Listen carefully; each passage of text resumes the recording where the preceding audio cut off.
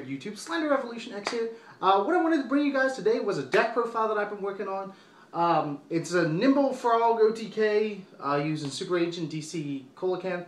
For those of you guys who don't know, Coelacanth's probably like my second favorite card ever. There's a whole backstory to it, but without further ado, I've had pretty good success with the deck so far, and I'm going to try to improve on it. But let's dive into the deck profile. Thanks for watching, guys. Alright guys, so here is my Nimblefish OTK. Alright, starting off with the monsters, you have 3 Deep Sea Coelacanth. Pretty much your boss monster in the deck, and gets you lots of fish on the field, and allows you to exceed an OTK. This is an older deck, guys. Like, this hasn't been relevant for a few years, but that's what I try to do here. So, now to your Frog engine. 3 Swap Frog, 3 Ronin, and 2 dupe. I just don't feel like running 3 dupe. This deck has a lot of monsters as it is, and it can draw a lot of dead hands, so I tried to cut down on the dead monsters in hand. And I'd just rather him be in the graveyard. On to the Nimble engine.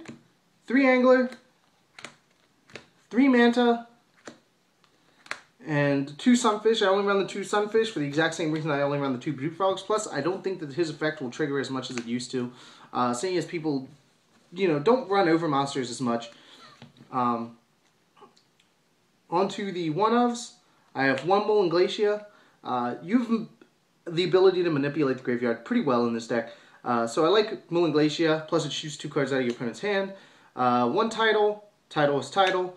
1 Fishboard Planter, allows for a lot more OTK plays. And last but not least, 1 Light and Darkness Dragon. I've been kind of playing around between Light and Darkness Dragon and Obelisk. I just feel like my justification on Light and Darkness Dragon, it's an automatic +1. No matter what you do, this card's at least going to negate 1 card.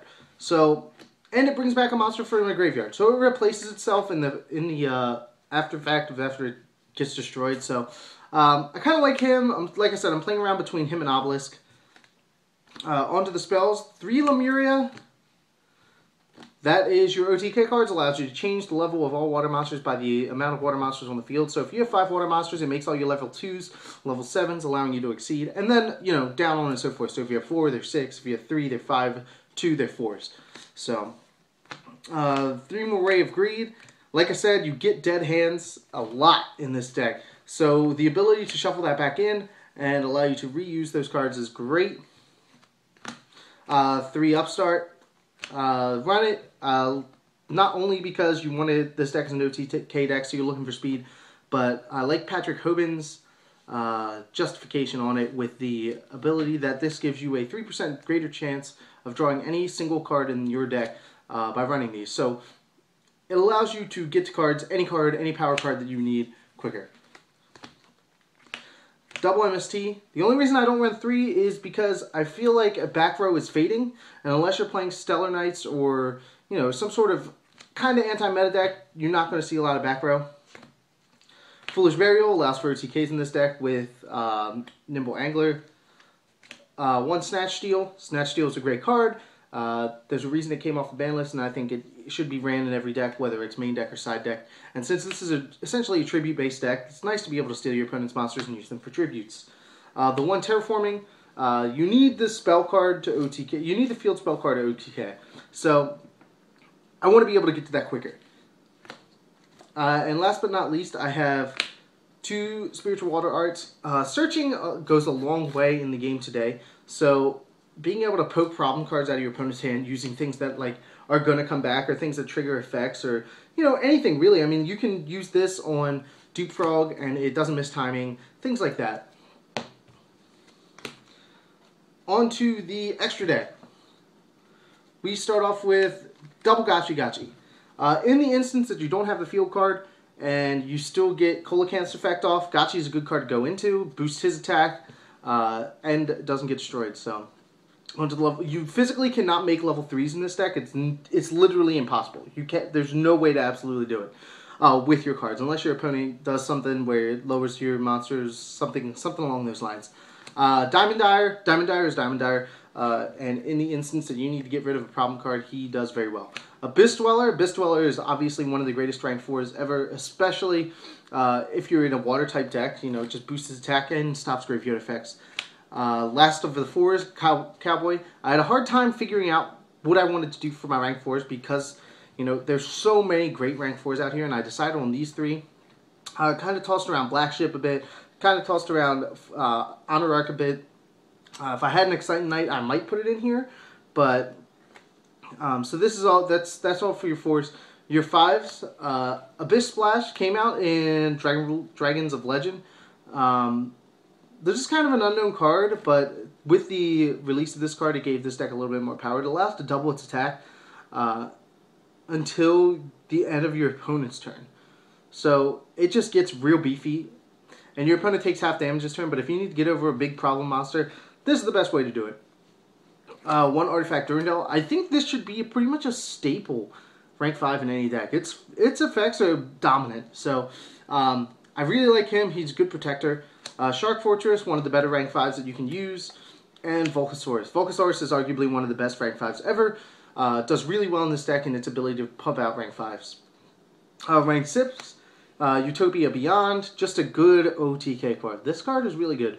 1 Chaos Chimera Dragon, just gets real beefy, and that's why I really like him. 1 Photon Strike Bouncer, and that'll do it for the 6. I was a little struggled to try to find good 6s to put in this deck. There's not really a lot of good rank 6s out there that aren't type-based. So things like a Tomb and things like that. And I would run a Gaia Charger in this deck. It's just so tough for space. If anything, I'd probably take out Chaos Chimera for Gaia Charger. Just so you can do things like go over Volcasaurus and then Gaia Charger for OTK pushes. Onto the rank 7s. 1 Master of Blades, 1 Dracosac, and 1 Abyss Gaius. Didn't put a Big Eye in here strictly for the fact that I'm going for OTK, so I wanted the beefier attack. And if I needed to get over monsters, I can always use Dracosac. But that's it for the extra deck, guys. Moving on to the side deck, which I'm still tweaking. It's tough to limit yourself to 15 cards to try to beat such a diverse meta nowadays. So, 2 Chaos Hunter. Chaos Hunter does really well against things like Darklaw, which is a big problem card for this deck, and it does well against Necroz. So, I really like it as far as that goes. Double Angel 07. It is pretty much the poor man's Majesty's Fiend. So if you can't afford the $30 to $40 that Majesty Fiend is going for, this is like a $5 to $6 card, and it does essentially the same thing. Granted, it requires 2 tributes, but in a deck that can pump out 2 tribute monsters really, really fast, really like Angel 07. 2 Vanity's Ruler. I chose Vanity's Ruler over Vanity's Fiend in this deck strictly because I still want to be able to special summon, and that extra tribute isn't the hardest thing to come by, especially in a deck like this. So, onto the spells on the side deck. 3 Monarch Stormforth. Self-explanatory in a tribute-based deck. I don't see any reason why you shouldn't be running this. I've been tempted to main this card, just for it's really powerful. Onto the traps. Double Shadow Mirror, just for the Burning Abyss matchup. I'm confident in the Necroz matchup, not to run other things, and to be able to put this at 2 in the side deck. Double Malevolent Catastrophe to punish those players who like to play a lot of back row, a lot of stun decks, things like Stellar Knights and stuff. I mean, they can waste their negate on this, but I'd rather them waste their negate on this than on other things in the deck.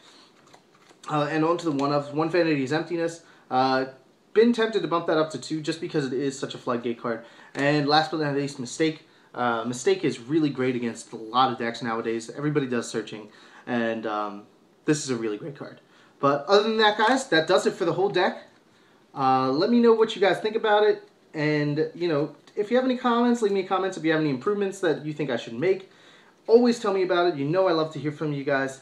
And as always, guys, make sure to subscribe to join the revolution today. This is Slender Revolution X signing out, and I will see you guys next time. Take it easy.